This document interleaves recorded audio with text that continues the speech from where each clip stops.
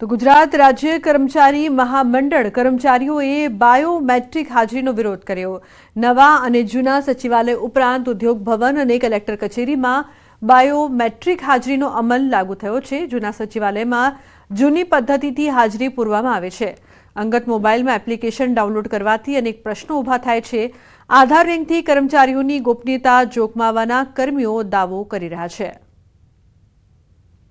રાજ્યની સચિવાલય ઉદ્યોગ ભવન ડીડીઓ કચેરી અને કલેક્ટર કચેરી ગાંધીનગર ખાતે ડિજિટલ એટેન્ડન્સ સિસ્ટમનો ઉપયોગ કરી અને હાજરીની નવી પદ્ધતિ દાખલ કરવામાં આવેલી છે। તે પ્રાયોગિક ધોરણે છે અને તે અનુસંધાને આ તમામ કચેરીઓ તથા જે બીજી કચેરીઓ છે તેમાં જૂની પદ્ધતિથી જ હાજરી પૂરવાની પ્રક્રિયા અમલીમાં છે।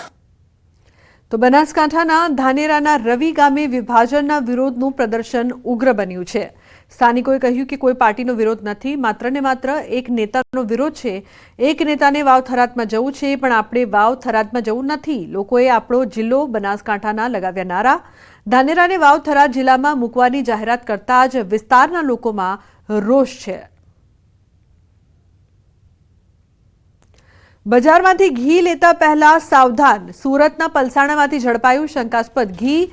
જોડવાની ફેક્ટરીમાંથી ઘીનો જથ્થો જપ્ત કરવામાં આવ્યો છે। પલસાણા પોલીસે દરોડા પાડી 14 લાખનો ઘીનો જથ્થો પકડ્યો। શિવશક્તિ ફૂડ ડેરીના ગોડાઉનમાંથી લેબલ માર્ક વગરનું ઘી જપ્ત કરવામાં આવ્યું। પોલીસે લેબલ વગરના અલગ અલગ પુઠ્ઠાના બોક્સમાં રાખેલ ડબ્બીઓ અને પતરામાં ડબ્બાઓમાંથી ઘી મળી આવ્યું। પોલીસે એફએસએલ ટીમને સાથે રાખી તમામના સેમ્પલો લેવાયા। ડ્રગ્સ એન્ડ ફૂડ વિભાગમાં પણ રિપોર્ટ મોકલાવ્યા।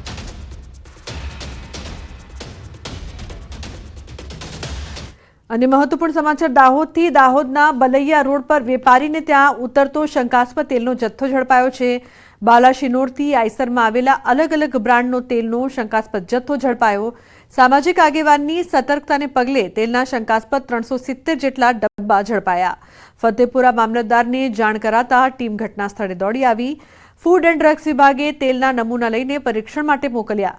તો કમલ રસોઈ કિંગ, કલશ અને સ્વાદ જેવી બ્રાન્ડના તેલના ડબ્બા ગાડીમાંથી ઉતરતા સમયે ઝડપાયા છે। મામલતદાર દ્વારા તેલનો જથ્થો જપ્ત કરી નમૂના પરીક્ષણ માટે મોકલવાયા છે।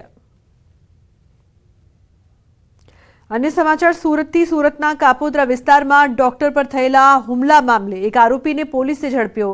એક યુવતીએ ડોક્ટર પર છેડતીનો આરોપ લગાવ્યો હતો। યુવતીના પરિવારજનો દ્વારા ડોક્ટર પર હુમલો કરીને માર પણ મારવામાં આવ્યો। કાપોદ્રા પોલીસ સ્ટેશને બંને પક્ષે ગુનો નોંધ્યો છે।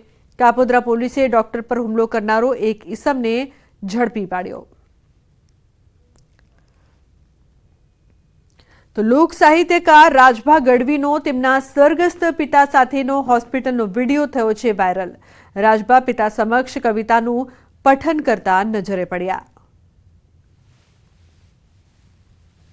કે ઉપાધિ કોઈ તું કર માં હજી હું બાપ બેઠો છું।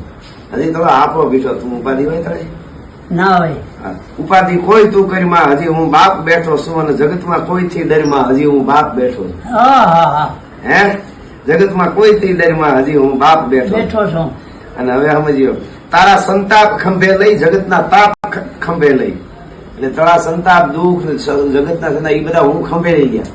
તારા સંતાપ ખંભે લઈ જગતના તાપ ખંભે લઈ ફેંકી દો હાથ સમુદ્રમાં હજી હું બાપ બેઠો છું। તો સુરત ખાતે કેન્દ્રીય ગૃહમંત્રીનો પરવાહ કાર્યક્રમ લાગુ થયો। પોલીસ કમિશનર અનુપમસિંહ ગહેલોત કરશે લોકોની પરવાહ। પોલીસ કમિશનરે કહ્યું, લોકોના જીવ બચાવવા અકસ્માત અટકાવવામાં કાર્યવાહી કરાશે। જો વારંવાર ટ્રાફિકનો કાયદો તોડવામાં આવશે તો પોલીસ ફરિયાદ થશે। લાયસન્સ રદ કરવા સુધીની પણ કાર્યવાહી કરવામાં આવશે। जो रोड पर जो अकस्मातों न थाय एना माटे जो रोड जो पैसेंजर છે, रोड यूजर છે, व्हीकल यूजर છે, एना અમે परवाह કરીએ છીએ અને આ હિસાબથી બી અમે લોકો સતત અમારા કાર્યક્રમો ચાલુ રહેવાના છે।